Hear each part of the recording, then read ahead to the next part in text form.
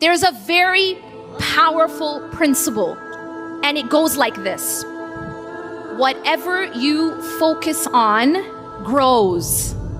I want you to remember that. Whatever you focus on grows. What this means is, if you are the type of person who always focuses on problems, your problems are going to look bigger and bigger. They will in fact surround you, and you will feel paralyzed and handicapped by them. If you are the type of person who looks at your life and will gloss over all the good things in your life and all the things that you have to be grateful for, and then you'll zero in on that one thing that's missing, you will always feel poor.